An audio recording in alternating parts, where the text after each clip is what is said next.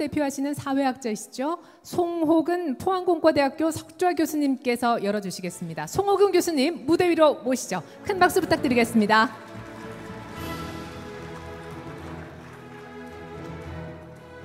네, 다시 한번 큰 박수 부탁드립니다.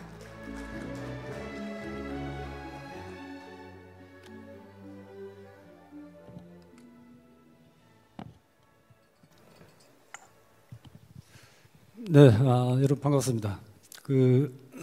이 중요한 행사에 저를 초청해 주셔서 좀 개인적으로도 영광이기도 하고요. 오랜만에 지금 현장 회합 모임이라고 해야 되나요?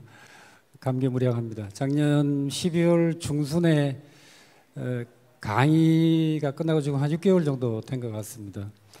좀 안정적인 단계에 접어들고 있는데 역시 중요한 것은 아까 여러 한국을 움직이는 여러분들께서 말씀하신 것처럼 지혜를 결국 모아야 되지 않을까. 제가 오늘 말씀드리는 것은 포스트 팬데믹 이후에 아무튼 새로운 디자인을 어떻게 해야 될 것인가, 사회 설계에 관한 얘기고, 아마 이 지혜는 여러분들 마음속에 가지고 계실 거라고 생각합니다. 이 사회학자의 역할이라고 하는 게 여러분들이 갖고 계시는 생각들을 좀 모아서 체계화하는, 아마 그렇게 새로운 것은 없지만 제 개인적으로 생각해 보건대 우리의 지금 현 위상이라고 할까요? 그리고 국민들이 이 팬데믹을 겪으면서 마음속에 생각했던 그거를 좀 종합해서 체계화해서 보여드리는 것으로 제 역할을 다 하고자 합니다. 제가 사실은 이제 일종의 뭐라고 할까요? 아무튼 느낌이라고 할까를 말씀드리면, 제가 사회학을 한 지 지금 45년이 됐습니다만은 45년 동안 항상 머릿속에 서구 사회에 대한 선망이라고 할까요? 그런 게 있었습니다.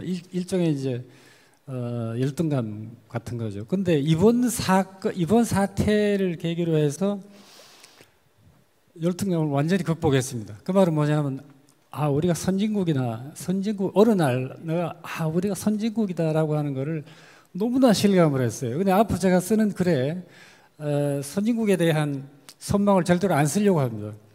한국이 갖고 있는 그동안에 해방 이후에 우리가 길러왔던, 배양했던 한국의 내부 힘이, 내부 역량이라고 할까요? 내부 역량이 이번에 너무나 잘 드러났고 우리가 그것을 목격을 했습니다.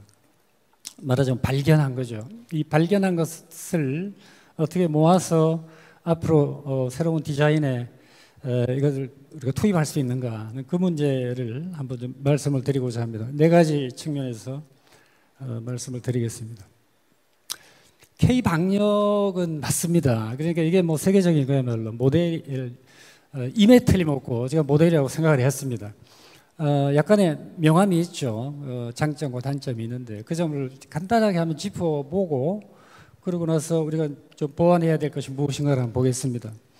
사실은 여기 정부 관계자분들이 오셨다 가셨는데, 제가 2월 27일 날 쓴 글에는 총리님께서 여기 계시면 안 됩니다 막 이렇게 썼거든요. 그러니까 그 말은 2월 27일 날 대구에 계셔서 여기 계시면 안 되고요, 서울에 올라오셔서 사령탑을 꾸리셔야 됩니다 이렇게 얘기를 했는데, 결과적으로 보니까 잘 하신 것 같아요. 현장에 내려가서 국민적인 경각심을 계속 불러일으켰다. 아마 전 세계에서 보면 총리께서 그 현장에 내려가서 한 보름 동안 그러셨던 그런 케이스가 없었던 것 같습니다. 말하자면 우리 마음속에 있는 위기의식을 불러내서 이 사태의 경각심을 불러일으키는데 굉장히 중요한 역할을 했다는 생각이 듭니다. 그럼에도 불구하고 2월 달은 약간의 방관 상태라고 해야 될까요? 아마 여러분도 그렇게 느끼셨을 겁니다. 제가 2월 27일 날 글에 포항공대에도 확진자가 한 명이 발생해서, 제가 그때는 자가격리 개념이 없었거든요. 제가 자진격리를 했는데 그러면서 글을 썼습니다. 그게 바로 저거였어요. 제가 물론 전문가는 아닙니다만 제가 고민을 하다 보니까 이거는 코로나 바이러스에 대응할 수 있는 방법은 이건 사회적 방역이다. 개념을 바꿉시다. 2m 거리 띄우기, 요즘 다 일반화됐죠. 하루에 접촉 인원을 3명으로 제한하자. 왜냐하면 아마 보면요, 되게 하루에 접촉 인원이 한 3, 40명 되지 않을까 싶은데요.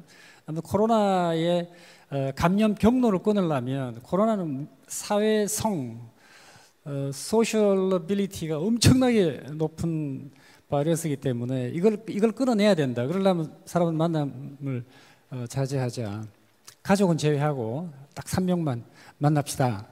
그리고 만약에 이게 그야말로 확산 속도가 너무 빨라지면 사회적 셧다운도 고려합시다. 이렇게 얘기를 했습니다. 이게 27일인데 그걸 제가 사회적 방역이라고 표현했습니다. 결과적으로 보니까 뭐 괜찮은 제안이었는데 이 정부에서 3월 2일까지도 정부에서 조금 머뭇거렸어요. 왜냐하면 저는 뭐 그거 고민을 충분히 이해합니다. 우리가 이거를 그러니까 국경을 봉쇄해버리면 아무래도 경제에 엄청난 타격이 있고 아무튼 뭐 그런 고민이 많았을 테죠. 그런데 국민들 내부에서는 빨리 봉쇄해라 이런 요구가 이제 쏟아져 나왔고 정부는 계속 보고 있었던 그런 상황입니다. 드디어 3월 2일 날 오후로 제가 기억을 하는데 아무튼 이제 심각 단계를 올린 거는 2월 24일이고요. 3월 2일 날 이제 일종의 사회적 거리두기가 선언이 됐죠. 근데 그 사이에 뭐 아시겠습니다만 27일 날 환자가 한 2,000명이 발생했고요. 3월 2일 날, 28일 날 약 4,000명으로 막 치솟고 3월 2일이 아마 최고로 속도로 올라갔던 것 같습니다. 제가 조금 좀 레토릭을 섞어서 방역 독립하자. 뭐 국제적으로 좀 이제 관계를 끊을 수밖에 없다 이렇게 얘기를 했는데 너무 급박해서요. 절박해서 한 얘기입니다.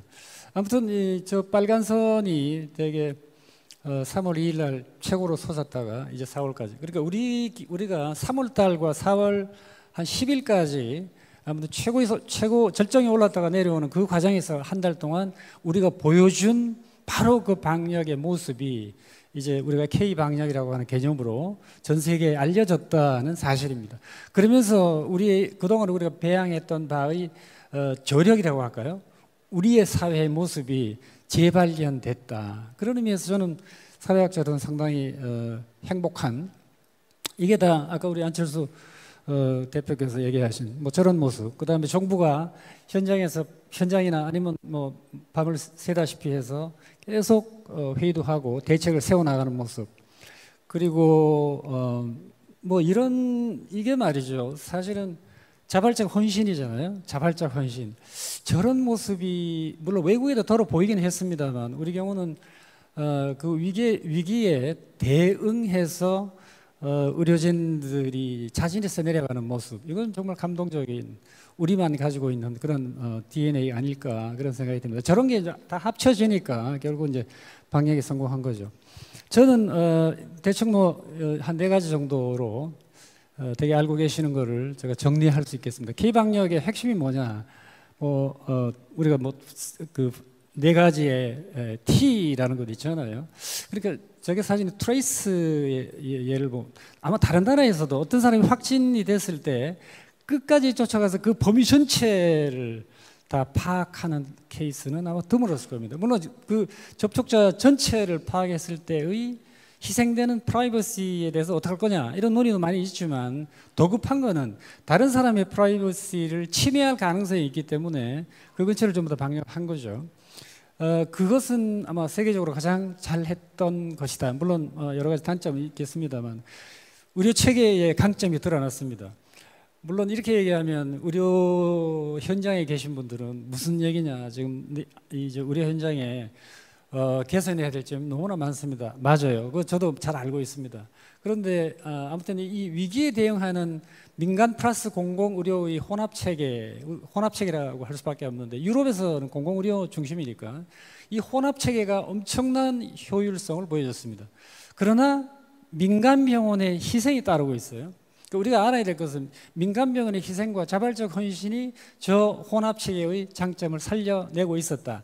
그 점을 이제 어떻게 우리가 보완할 것인가. 정부가 세 번째는 상당히 잘했습니다. 지자체의 역할은 눈에 띄게 이번에 지자체가 역시 역할할 게 있구나라는 걸 국민에게 보여줬다는 사실이고요. 그 다음에 이제 의료진의 헌신입니다. 저는 한마디로 얘기하면 이걸 어떻게 개념화할 수 있을까? 사회적 포용이라고 생각합니다. 이걸 이제 영어로 표현하면 이제 소셜 인클루전인데요. 소셜 인클루전의 수준이 제가 감히 이렇게 말씀을 드리면 세계 최고였다. 세계 최고다 그러면 저 사람 좀 과장하는 거 아닌가 그렇게 생각하시겠지만 저는 그렇게 생각을 지금부터 이제 고쳐먹기 시작했어요. 소셜 인클루전의 포용의 수준은 세계 최고였다. 그래서 이 위기에 대응할 수 있었다는 거예요. 그래서 사회적 포용이라고 하는 게 키워드라고 저는 생각합니다. 그거는 자발적인 그러니까 이 공동체적인 자발주의가 있고요. 그동안에 우리가 키워왔던 제도적인 어떤 대응성이 있고요. 시민의 대응력, 위기에 대한 대응력 이 세 가지가 합쳐져 있다고 생각합니다. 그러니까 왜 그럼 우리가 시민의 위기, 그러니까 사회적 위기에 대해서 시민의 반응성이 이렇게 높은가? 저는 그게 뭐 역사적인 경험이라고 생각하는데요. 지난 20세기 동안에 한 세기 동안에 정말 많은 위기를 거쳐왔습니다. 그 위기를 그냥 내버린 게 아니고 그로부터 국민들이 시민들이 거기에 대한 어떻게 반응할 것인가, 어떻게 대응할 것인가에 대한 의지를 나름대로 또는 인지를 나름대로 길러왔기 때문에 지금 이런 형태의 대응성이 보여졌다는 판단이 드는 거죠. 우리가 뭐 지난 20년만 하더라도 IMF 거쳤죠. 금융위기 거쳤죠. 지금 또 그렇잖아요. 그럴 때마다 사람들이 훈련을 했다. 이 학습 효과가 지금 나타나고 있습니다. 아마 앞으로도 어떤 위기가 발생했을 때 틀림없이 그런 그동안 역사적으로 키워왔던 위기 대응에 대한 DNA가 저는 살아날 거라고 생각합니다. 이게 평범한 말처럼 보이지만 외국의 경우에는 그렇지 않았다라는 점이죠. 우리가 선진국이라고 했던 나라들이 있죠. 제가 발생률 사망률을 적어놨습니다만 스페인, 미국, 이탈리아, 그다음에 영국, 프랑스, 독일, 뭐 러시아 빼고요. 발병률이 높잖아요. 사망률도 높았습니다. 이걸 어떻게 설명하느냐 이 문제죠. 우리가 선진국이라고 흠모했던 나라들이 사망률도 높고 발병률도 높다. 그리고 쩔쩔맸습니다. 이게 뭐냐? 피케티는 얼마 전에 신문에 보니까 피케티가 하는 말은 이게 지금 선진국에 민낯이 드러났다 이렇게 얘기를 하지만 그 민낯이 과연 뭐냐? 저는 이렇게 생각을 합니다. 그게 아까와 관련해서 보면 우리가 생각했던 선진국의 내부에 의외로 집단별 칸막이가 엄청나게 만들어져 있었구나라는 사실입니다. 우리가 들어가서 이제 분석을 해봐야 되겠지만 인종, 그다음에 계급, 종교 또는 뭐 이민 이런 집단들이 일반적으로 유럽은 사회를 개방했잖아요. 우리가 겉으로 보기엔 개방한 것처럼 보이는데 이 개방에서 끌어들인 많은 사람들, 그다음에 사회 내부에 존속하고 있었던 인종, 종교, 계급에 기반을 했던 수많은 집단들이 칸막이를 계속하고 있었다라는 사실입니다. 이 칸막이에서 코로나 바이러스가 그냥 무한히 생성되고 있는 거죠. 그러니까 무방비 상태입니다. 그러니까 만약에 그러니까 이 방역 체계, 이 방역 정책이 거기를 뚫고 들어가지를 못한다는 거죠. 우리의 경우에 거꾸로 해석하면요. 우리의 경우에 그런 집단들이 상대적으로 장벽을 낮추고 있었어요. 우리가 정부에서 이거 위험합니다. 앞으로 이렇게 합시다라고 메시지를 발을 하면 저 마라도에 있는 주민과 울릉도 저 끝에 있는 주민, 그다음에 산촌에 있는 백령도에 있는 주민들도 금방 알아들어요. 그리고 그 위기에 대응하고자 하는 의식들을 갖추고 있어서 거기에 반응을 하게 된다는 거죠. 왜 반응할까? 제도적인 포용성이 높았기 때문에 그렇습니다. 내가 반응하면 정부로부터 무엇인가가 혜택이 주어진다는 사실을 이미 학습해서 알고 있기 때문에 거기에 대한 적극적인 대응을 하는 거죠. 만약에 미국이나 다른 나라의 경우에 선진국의 경우 유럽의 경우에는 그 메시지를 발해도 내가 대응을 해야 될까 말아야 될까를 아마 망설이고 있었을 것이다. 그리고 내가 대응해도 혜택이 오지 않을 거라고 하는 것을 아마 인지하고 있었을 거예요. 그게 무방비 상태로 있었던 거죠. 의료 체계의 문제는 뭐 너무나 긴 얘기이기 때문에 그냥 한마디로 얘기하면 공공의료의 기반이 무너지고 있었다는 거죠. 민간의료의 효율성이 거의 결합되지 않았기 때문에 저런 사태에 대해서 아무튼 대응하기 상당히 어려웠다. 한마디로 얘기하면 사회적 포용의 수준이 어느 날 유럽이나 미국보다 한국이 훨씬 높게 발전해 있었다. 이 점을 우리가 앞으로 포스트 팬데믹 사회를 새로 디자인하는 데 있어서 바로 저 점을 저는 주의해야 된다는 생각이 듭니다. 키워드가 이제 사회적 포용력입니다. 이건 뭐 이제 정리를 한번 해보겠습니다. 이게 뭐냐면은 뉴노멀이 무엇일까? 이게 두 번째 얘기입니다. 18년에 스페인 독감이 있었죠. 제가 역사 문서를 찾아보니까 1918년에 우리나라에 그때는 만주 감모라고 불렸는데 그 당시에 우리나라에 750만 명이 감염이 됐어요.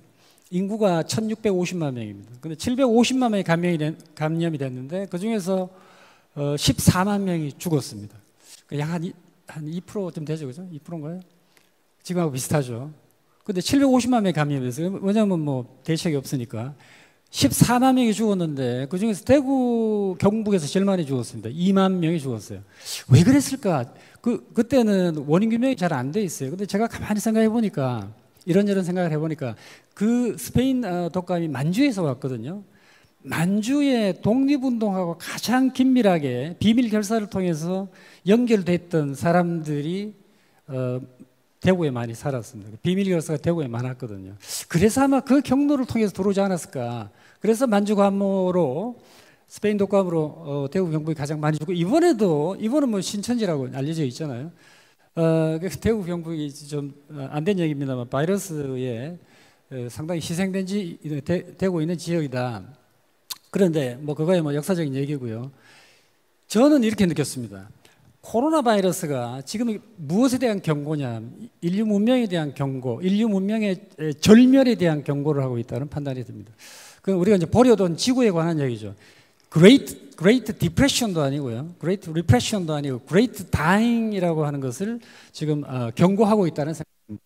이거 뭐 대충 그동안 우리가 보면 아무튼 우리가 길러왔던 문명의 핵심 세 가지의 메커니즘을 다 끊어놨잖아요. 모빌리티 없이는 문명이 이루어지지 않습니다. 모빌리티 끊어놨죠.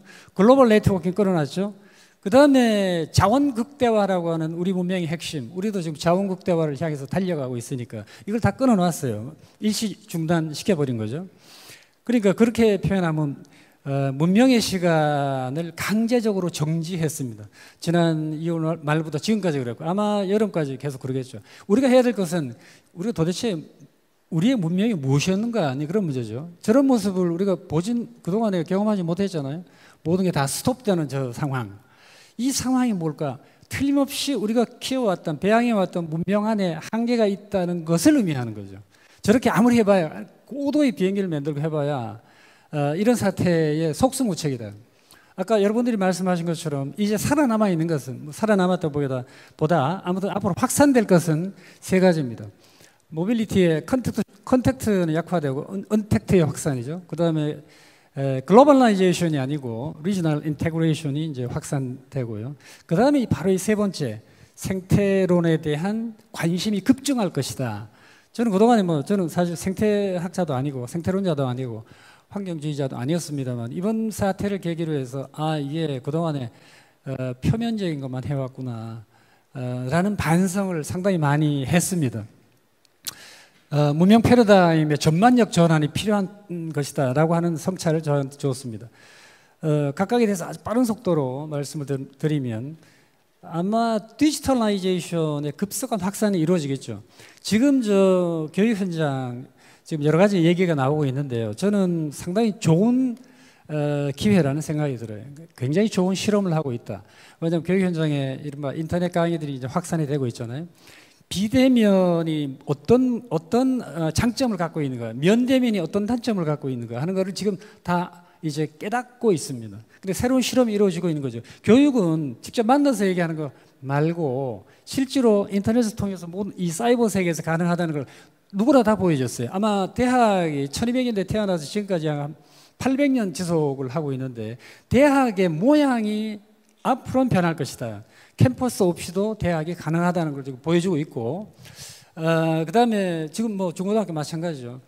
우리 경우가 이 디지털라이즈 IT 아무튼 이 에듀케이션이 상당히 발전해 있기 때문에 이거를 새로운 패턴으로 어떻게 만들어낼 것인가 면대면에서 키워낼 수 있는 신뢰의 문제라든가 아니면은 뭔가 직접 그죠 감성적인 또는 감정적인 어떤 교환 같은 것을 어떻게 하면 비대면에서도 실행할 수 있을까에 대한 고민들을 지금 아마 시작하고 있습니다. 굉장히 좋은 실험이죠. 기업 이제 큰 본부, 예를 들어서 뭐 어마어마하게 높은 이 헤드쿼터 같은 게 필요 없겠죠, 그죠? 저기 페이스북 같은데 앞으로 50%는 다 재택근무한다. 기업의 형태가 현격하게 변할 겁니다. 앞으로 아마 부동산 업에 종사하시는 분들은 이제 각오를 해야 될 것 같아요. 위워크 이제 파산 지경에 이르렀고요. 그러니까 건물이 필요 없는 형태의 기업이 이제 생겨날 가능성이 있습니다.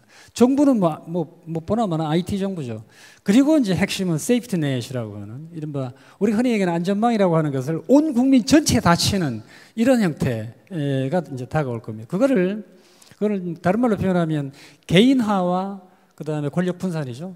인디비주얼라이제이션과 디센트럴라이제이션이 디지털라이제이션을 통해서 급속하게 확산이 되고 사회 전체를 관리하는 그런 패러다임으로 변한다. 우리가 걱정하는 것은 바로 저거죠. 패놉틱콘 소사이티, 패놉틱 소사이티, 다 감시하고 있는 감시 사회를 패놉틱 소사이티라고 한다면 디마크로시도 패놉틱 디마크로시로 변합니다. 분명한 것은 코로나 팬데믹은 포퓰리즘을 좋아한다. 포퓰리즘을 쓸 수밖에 없는 이런 상황으로 다 정치 질서를 몰아가고 있습니다. 여기 이제 패놉틱 디마크라시가 결합되면 어떻게 될 것인가? 이제 통제되겠죠. 통제되고 조정이 되겠죠. 이걸 어떻게 막을 것인가를 우리가 디자인을 통해서 이제 만들어내야 되는 상황입니다. 저거 뭐 중국에 저런 사진들이 있고 하더라고요. 저거 보면 좀 섬찟하죠, 그죠?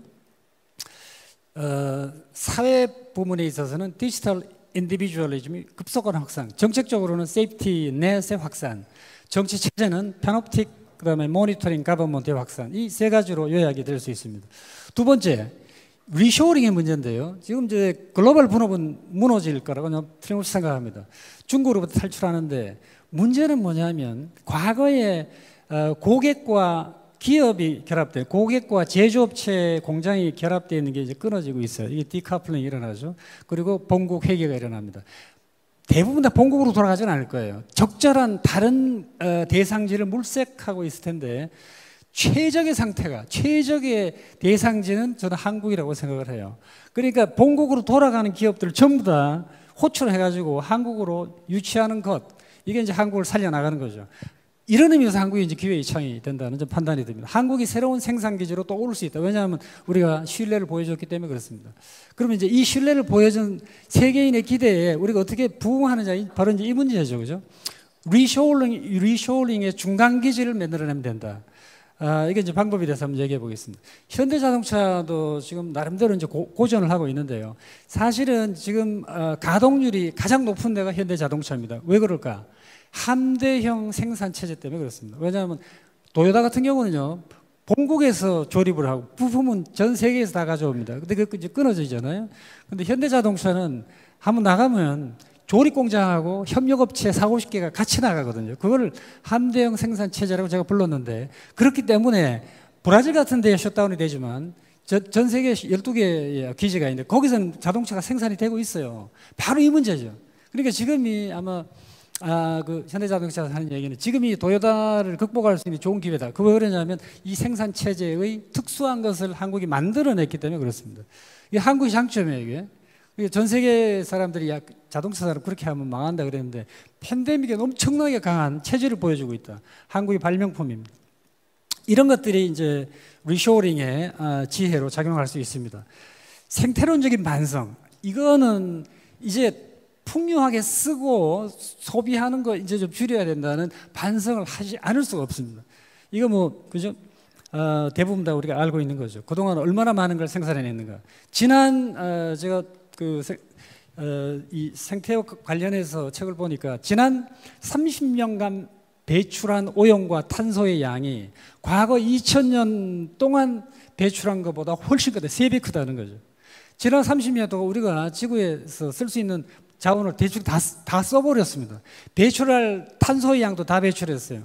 인간 행동의 15%는 탄소 배출 행위다. 탄소 발자국이다, 그죠? 제 생각엔 말이죠. 앞으로 우리가 이제 그린 뉴딜 뭐 이런 얘기를 하잖아요. 우리가 해야 될 일은 인간 행동에 탄소세를 부과할 것인가를 고민해야 됩니다.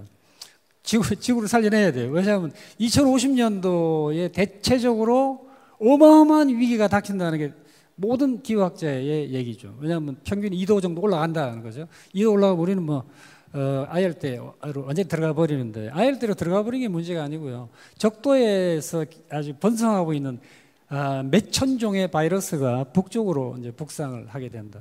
이거 뭐 먼 옛날 얘기 같죠, 그죠? 저도 먼 옛날 얘기로 들었습니다. 근데 이번에 코로나를 겪으면서 이게 그냥 가상적인 얘기가 아니구나. 탄소, 예를 들어서 당신이 한 달에 만약에 1000km의 자동차 주행 거리를 기록했다. 그 기록이 나오고 거기에 대해서 탄소세는 당신이 1000km를 뛰었기 때문에 한 달에 예컨대 5만 원을 더 내야 됩니다. 아마 틀림없이 부과하는 게 나올 거예요. 사람뿐만 아니라 기업도 마찬가지입니다. 당신이 지금 탄소를 얼마나 배출했기 때문에 특별히 세금을 더 내야 된다. 이런 형태로 전환할 가능성이 상당히 많습니다. 그렇지 않으면 지구가 배경하지 못하기 때문에 그래요. 지구가 왜 배경하지 못하느냐 대충 아시죠, 그죠? 끝없는 경쟁 레이스에 들어갔기 때문에. 제가 어릴 때부터 지금까지 이렇게 기억을 해보면 끝없는 경쟁 레이스는 전부 다 뭔가 뿜어내는 거였어요. 그리고 이제 소비하는 거잖아요. 저희 집 옷장에 옷이 엄청나게 많이 들어있어요. 어딘가 뭐라고 할까요? 저기 이제 재활용하는데 집어넣는다 해도 사실은 우리가 이렇게까지 해야 될 것인가? 끝없는 경쟁 레이스의 결과는 무엇인가에 대하여 우리가 좀 질문을 해야 됩니다. 풍요의 대가를 어떻게 치르는가 이런 문제죠. 그것은 great dying이다. 제가 그래서 얼마 전에 지구의 시간이라고 하는 걸 썼는데 아마 5월 11일자 같아요. 인간의 시간이 멈추자 지구의 시간이 시작됐다. 제가 여러분 경험했죠, 그죠? 하늘이 맑아지기 시작했다. 인간의 활동이 멈추니까 지구가 이제 살아나기 시작했다는 걸 우리도 다 봤어요. 그런데 그것은 무엇인가? 땅의 문명이 만들어 놓은 비극이다. 땅의 문명이란 자원 극대화, 글로벌 네트워킹, 그다음에 이동, 그죠? 모빌리티 이런 걸로 점철되어 있었는데 그것은 곧 성장을 향한 경쟁 레이스 때문에 그랬습니다. 그러는 사이에 기후 재앙이 왔고 바이러스가 이제 준동하기 시작해서 기후와 바이러스가 기후와 바이러스가 무슨 관계가 있는가? 뭐 간단하죠. 기후는 빙하를 녹아내리게 하고 빙하 속에 숨어 있는 100만 종의 바이러스의 잠을 깨운다. 100만 종이라고 해요. 아무튼 그 학자들 얘기는 100만 종에서 만 종이 살아나더라도 100만 종이 이제 녹고서 새로 생명을 얻을 때 1%만 살아났다. 그러면 만 종이죠, 그죠? 만 종이 이제 스물스물 전 지구를 덮기 시작하면 코로나 팬데믹은 약간 귀여운 형태일 가능성이 있습니다. 오늘 아침에 저 신문을 보니까 메르스하고 코로나가 섞여져 가지고 괴물이 태어나면 어떻게 될 것인가? 그럼 치사율이 30%고 그다음에 확산 속도가 어마어마하게 빠른 이런 놈이 태어난다. 그럼 어떡할까? 야, 그러면 이건 이제 악몽이죠. 근데 그런 게 이 SF 소설은 아닌 것 같다 이거죠. 지구는 대기권 표면 지하로 되어 있잖아요. 우리가 신경을 썼던 건 표면의 문명이었습니다. 표면에서 어떻게 풍요하게 사느냐. 저 위에 거 생각 안 했죠. 저 속에 거 생각 안 했습니다. 바로 이걸 제가 땅의 문명이라고 표현했는데 이 땅의 문명이 만들어 놓은 건 뭐냐. 기후재앙이었고 기후재앙이 다시 한번 악화되면서 바이러스의 세계를 깨우기 시작했습니다. 이 두 가지가 이제 일란성 쌍생화죠. 일란성 쌍생화가 문명을 파괴해버린다. 경쟁 레이스를 통해서 일본은 모든 걸 다 파괴해버린다. 2100년에는 끝장납니다. 이런 사람도 있고요. 뭐 종교적인 얘기 아니고요. 2100년에는 이 온도가 4도 올라가면 이제 끝장이 납니다. 지구는 거주할 수 없는 상태로 변합니다. 이런 얘기를 왜 우리가 뭐라고 할까요? 외면했을까를 제가 생각해 보니까 이런 생각이 들더라고요. 여기 지금 나오잖아요. 파리 기후협약 2016년도에 뭐라고 그랬냐면 2050년에 허용을 하자. 2도까지만 올려도 된다. 2도 이상은 올리지 마라 이런 거잖아요. 근데 2050년에 2도 오르면 어떻게 될까? 3.60명의 기후 난민이 발생한다. 적도가 위로 북상한다. 적도에 있는 황열과 말라리아가 역시 북쪽으로 북상한다. 이제 사람들이 팬데믹에 여러 번 이제 노출이 된다 그 얘기 아니에요. 그냥 지금 배출하는 탄소를 올스톱 한다고 해도 그렇다 이거죠. 그 이제 참 무서운데 왜 무관심할까? 이게 너무 오래된 먼 훗날의 얘기라고 생각했기 때문에 그랬습니다. 저도 그랬어요. 먼 훗날의 얘기다. 이거 상식이다. 그러니까 누구나 상식으로 생각하는데 고민할 필요 없다. 그 다음에 두 번째는 이게 일종의 공유지의 비극이죠. 왜냐하면 대기, 숨 쉬는 거고요. 이건 공유지예요. 누구나 다 이용할 수 있어. 누구나 다 뭔가를 뿜어내요. 그 비극이 발생하고 있어요. 2000 몇 년도입니까? 그 오스트롬이라는 정치학자가 공유주의 비극으로 노벨 경제학상을 받았죠, 그죠?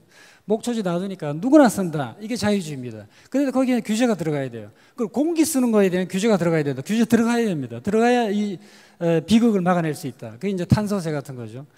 이거를 신경을 쓰면 코스트가 너무 많이 들어요. 이윤보다도 코스트가 너무 많이 들기 때문에 누구도 앞장서지 않는 거죠. 그리고 인류세가 그렇게 쉽게 망하겠는가라고 하는 낙관적인 생각들이죠. 이게 이미 오래전에 시작된 비극의 씨앗이 미래를 완전히 붕괴할 가능성이 있고 또 실제로 그렇다. 그런데 우리는 무관심했다는 거죠. 오래된 미래는 우리의 현실을 아무튼 망가뜨릴 거다. 이미 그린 뉴딜 무브먼트가 2007, 8년도에 일어나서 전 세계적으로 관심을 끌고 있다가 역시 경제성장 이데올로기에 묻혔습니다. 제가 제레미 리프킨하고 2015년도에 인터뷰를 한번 해봤었는데 저때 이미 그런 얘기를 하고 있어요. 바이오스피어 폴리틱스로 전환해야 됩니다. 생물권 정치로 전환해야 우리의 풍요가, 우리의 경제가 또는 성장이 그런 대로 뭔가를 인간에게 뭔가를 줄 수 있습니다. 풍요가 계속됩니다. 이런 얘기잖아요. 그 중에서 핵심은 그린 뉴딜의 핵심은 역시 에너지 문제입니다. 화석 연료를 어떻게 하면은 급작스럽게 줄일 수 있을까요? 이런 문제죠. 이미 EU에서 2022 프로젝트가 시작됐어요. 에너지 효율 20% 올리자. 탄소 배출 20% 줄인다. 재생에너지 20% 올리자. 2008년 9년이죠. 시작이 됐는데 아무튼 열심히 하고 있습니다만은 이게 전 지구적인 관심을 모아야 우리의 문명이 살아난다. 2028년에 화석 연료 문명의 비극적인 종말을 맞을 것이다. 이게 제레미 리프킨의 얘기인데요. 8년 남았어요. 8년. 과연 그럴까? 이런 얘기 하면서도 과연 8년 뒤에 비극적인 종말을 맞을까? 이런 회의감이 좀 들긴 하잖아요. 그러는 사이에 지구는 이제 비실비실 뭔가 종말을 향해서 가고 있습니다. 이게 바로 문명사적인 과제입니다. 제가 인류 전체에 던지는 것은 성장 레이스 좀 줄입시다. 언제까지 1인당 GDP 그다음에 뭐 아무튼 어떻게 해가지고 이거를 다 지표화해서 이렇게 할 거냐? 우리 너무 익숙했잖아요. 자본주의가 그렇게 부추겼어요. 그렇다고 자본주의를 없앨 수는 없고 우리 시장 속에 살아야 되는데 그런데 이렇게 아무튼 모든 자원을 투입해서 GDP를 올려야 되는 이 급작스러움으로 좀 벗어나자. 그렇지 않으면 문제가 생긴다. 그래서 화석연료가 계속 쓰이고 있잖아요. 생산과 소비의 패턴을 바꾸자. 그 다음에 대체 에너지가 무엇인가 좀 찾아내자. 이게 사실은 쉐어링 이코노미 또는 콜라보레이티브 커먼스라고 하는 새로운 형태의 공동생활을 봐야 돼요. 이렇게 얘기하면 이게 야 그거 뭐 사회주의 아니냐 이런 생각이 드는데 사실은 이게 일종의 자본주의에다가 앞에 소셜을 붙이는 거죠. 공유적 자본주의. 어떻게 보면 이상적인 말이죠. 자본주의 속성을 내부 속성을 바꾸지 않으면 조금이라도 바꾸지 않으면 이제 모든 게 끝난다. 스리얼 캐피탈리즘. 스리얼이 뭐냐면 지금 자본주의에서는 리프로덕션 기능이 너무나 과도하게 확대되어 있습니다. 그렇기 때문에 리디스트리뷰션과 리시프로시티라고 원래 시장 기능을 회복하는 형태의 자본주의를 모색해야 된다. 그러려면 어떻게 될 것인가? 이건 뭐 전 인류가 아무튼 문명국들이 모여서 후진국도 그렇고 머리를 맞대야 인류의 앞날을 보장할 수 있다는 겁니다. 문명사적 과제는 이제 그러니까 코로나 바이러스가 알려줬어요. 당신들 이렇게 살면 안 됩니다. 그래서 이제 새로운 탐험의 여행을 시작해야 됩니다. 어떻게 할 것인가? 여기서 이런 식의 논의가 저는 돼야 된다고 생각하고 이 논의의 결과들을 아무튼 세계에 계속 발신해야 된다는 생각이 듭니다. 자, 이제 마지막입니다. 그거를 저는 지금 한국형 뉴딜 그러잖아요. 저는 좀 크게 인류사적인 차원으로 높여서 문명사적 뉴딜이라고 하자. 왜냐하면 문명을 살려야 되니까 한국이 거기에 대한 선발주자로 나서서 메시지를 좀 보내주자. 이거 문명사적 뉴딜입니다. 이 문명사적 뉴딜 아까 말씀드린 두 가지를 머리에 좀 염두에 둬야 된다는 생각이 듭니다. 지구를 일단은 지구가 아무튼 이 숨을 좀 쉬게 해야 된다. 그래야 문명이 지속이 된다. 이게 이제 말하자면 그린 뉴딜이죠. 또 하나는 자본주의 체제를 어떻게 하면 우리가 숨이 헐떡거리게 인생 내내 뛰게 만드는 거 말고 그래 좀 여유를 가지고 다른 사람도 좀 쳐다보고 콜래버리티브 커먼스와 같은 또는 쉐어링 이코노미 같은 것을 만들어가면서 살 수 있을 것인가? 뭐 사회 그죠? 새로운 사회 패턴을 이제 보여주는 거죠. 저는 그거를 두 가지로 요약을 하고 싶어요. 하나는 포용 사회고 하나는 플렉시큐리티입니다. 유전 안전성입니다. 포용 사회 아까 말씀드렸죠. 우리 경우는요 참 동질성이 높은 사회이기 때문에 전 세계적으로 동질성이 높은 사회가 두 나라가 있습니다. 하나가 일본이고 다른 하나가 우리나라예요. 그래서 민족주의가 상당히 높아요. 민족주의는 배타성을 낳잖아요. 그런데 이번에 보여준 거는 민족주의와는 좀 관련 없이 사회적 동질성이 엄청나게 높기 때문에 포용력 수준을 제도적으로 일종의 이제 그 포용력의 그 수준을 보여준 거잖아요.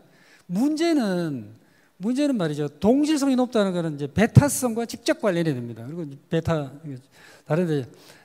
다른 그 집단들을 자꾸 배척을 하잖아요. 이런 이제 장단점을 우리가 이제 어떻게 이걸 조망할 것인가의 문제입니다. 또 하나는 이 내부에서 움직이고 있는 제도적인 유연 안정성을 확보해야 된다. 어떻게 할 것인가? 제가 그래서 이걸 목표로 하는데 아무튼 네 가지만 간단하게 제시를 하겠습니다. 요즘 재난기금 이거는 긴급 자금이잖아요. 지금은 약입니다. 그런데 여기 이제 길들여지면 독이 되죠. 왜냐하면 그야말로 한국형 파퓰리즘이 되니까 지금은 정말 기묘하게 수혈한 상태라서 상당히 좋다고 생각합니다. 그리고 여기도 포용력이 생겼어요. 포용력이 보여지고 있습니다. 그건 뭐냐면은 불과 지금 재난기금 시행한 지 15일 됐잖아요. 15일 만에 95% 사람이 다 받았어요. 세계에서 이런 경우가 없습니다, 진짜. 근데 물론 문제는 호주가 받았다는 게 문제죠, 그죠? 호주가 받아서 호주의 권력을 키워줬다는 게 문제지.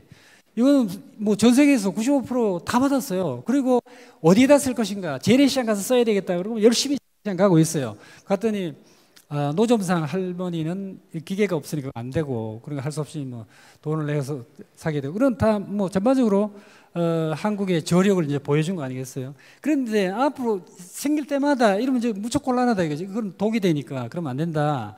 문제는 뭐냐면 포용력과 제도적 경쟁력을 키워내는 것. 이게 한국 모델의 핵심입니다.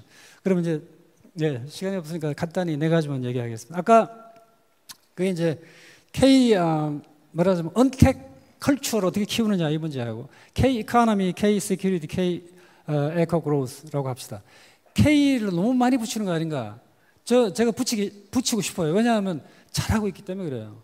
내부의 단점 엄청나게 많지만 그러나 다른 데 비교해 보니까 상당히 잘하고 있더라. 그거 찾아내서 확대하면 단점을 덮을 수 있겠다. 목표는 포용사회입니다. K 온택 이거는 뭐 우리가 지금 4차 산업혁명의 기반은 잘 깔려 있기 때문에 지금 그런 그 주요 행위자들이 있잖아요. 인터넷 교육, 기업의 화상 경영, 기업이 이제 바꾸겠죠, 그죠? 주로 뭐 재택근무해라. 그리고 거기서 다 보고해라. 그렇게 되면 이제 중간 관리자들이 역할이 사라져 버리니까 종교도 그럼 화상 예배하자. 행정, IT 행정 뭐 전 세계적으로 지금 수준이 가장 높잖아요. 의료도 원격 진료하자. 원격 진료는 지금 뭐 그 의사협회에서 반대를 하고 있습니다만 사실은 3차 기관을 여기서 배제해 버리면 3차 기관을 배제한다.